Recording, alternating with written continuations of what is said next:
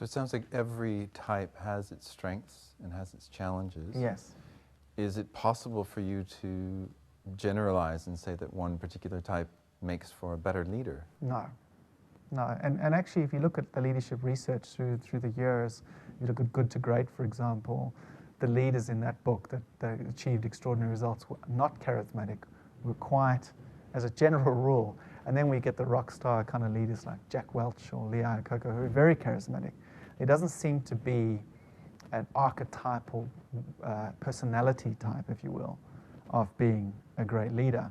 But what in the Enneagram language determines a great leader typically is their level of psychological development, their capacity to relate to people healthily, their capacity to help other people realize their interests, to let go only of their own interests. So there's several healthy psychological traits which all types have at the healthier levels. Now you've mentioned a couple of types specifically and what their challenges might be, and I don't know if we have enough time, and I don't mean to put you on the spot, but would you be able to run through us what are the names of these 9 types, and maybe in a word or two what might their individual challenges be? So the Enneagram uses numbers, just 1 to 9, but there are some nicknames for each of the types. It just gives you a quick sense of the type. Yeah. We tend to start from 8 and go through, and there's a long story behind that, but I'll give you a quick sense. The type 8's nickname is the Challenger, and this particular type's challenge is to actually be open and more vulnerable, and being willing to admit that they've made a mistake or be wrong. It's extremely challenging for the type 8 to actually soften and open. And they can tend to be bullying and tough and over-dominant. That's one of their challenges. The type 9, the nickname's the Peacemaker. These types are very good mediators, good at producing peace or making peace. But their challenge is they're very conflict averse. They're scared of engaging in conflict. And they're scared of speaking their mind because they just want everybody to get along. And this can be really challenging from a leadership point of view.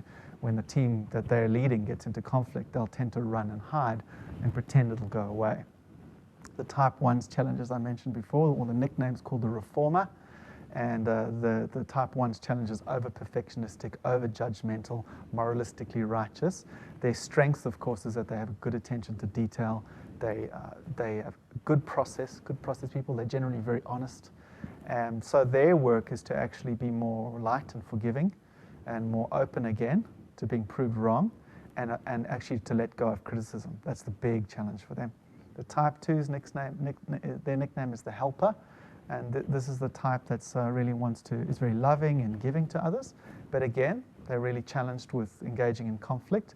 They can tend to forget their own work and get involved in everybody else's work, helping everybody else. They can also fall into insincerity. They can end up praising people from a fake place where it feels a bit uncomfortable for people around them. And their strength, of course, is they're fantastic cheerleaders. They're really genuinely warm people.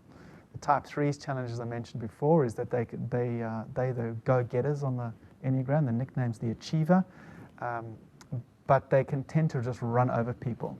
They can have challenges being team players, and they can also have real challenges being authentic and honest, because they tend to create sort of an image of themselves that they want people to buy into. And as soon as someone's feedback doesn't agree with the image, they'll tend to get really defensive. And they can be extremely charming and give a whole bunch of reasons why that honest feedback is not true. And the other challenge for them is sharing credit as well. The type 4's challenge, the nickname for the type 4 is some people call it the Romantic or the Individualist. These people are generally very emotional. And I'm giving broad generalizations because there's higher and lower forms of health or levels of development in each of the types. And when the types are healthy, all 9 types, they're wonderful, they've got incredible strengths. When they're average, they have some good, some bad, and then it's unhealthy. And I'm just giving you a quick snapshot of an average type. So an average type 4 is really emotional and very sensitive.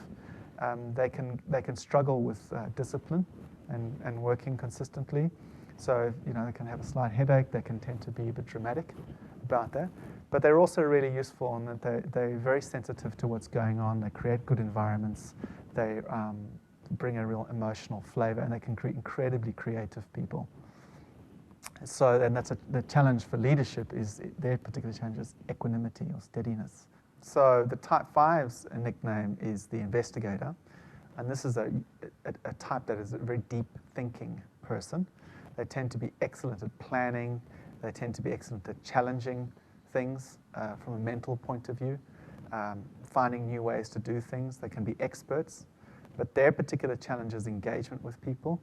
They tend to withdraw from people into their own worlds, almost that sort of archetypal absent-minded professor. They can get overly involved in planning and thinking and not enough in execution. And you see this sometimes in executive teams where there's round and round and round planning, thinking and strategizing, but little execution. But they can really serve a good purpose, of course, in an organization that's too doing oriented. So their particular challenge as well is just engaging with people, getting more involved with people. They often tend to shy away from people. The type 6's nickname is the loyalist. These are sort of the boy and girl next door kind of people. They're great team players. They're really dutiful and loyal. But they can be quite anxious. They can be quite skeptical and untrusting sometimes. They don't like to let go of control. This can be their difficult side. And so they can often get frozen in things like vision, for example, because they'll tend to think in what can go wrong will go wrong, and they keep on seeing the potential faults, and they can be extremely risk averse and kill innovation in a business. And that, again, is something they need to work through in themselves. And then the type 7's nickname is the enthusiast. And so these are the funnest type in the Enneagram. They're great in the advertising fields and creative. Think of Robin Williams, he's a classic type 7. And they're excellent in creating new ideas, enthusiasm for ideas, but their big challenge is follow through and execution as well. But they'll tend to be running off to the next project before they've even finished this one. And so they can create havoc in a company when they get unhealthy. And they can get everybody to buy into the havoc, and it can make havoc look fun while the company's burning. So their particular challenge is really disciplined follow through. And that sort of wraps up the types. And each type's challenge feels really difficult for them. So if you were to say to a 7, you need to learn to become more disciplined in your follow through, it's going to require some pretty serious looking at themselves and deeper understanding, and a willingness to practice to actually get through that particular challenge. Because we all tend to shy away from the difficulties in ourselves. And the Enneagram puts a spotlight on us like that and really highlights what we need to look at, which is why it can be confronting at one level, but incredibly useful at another level.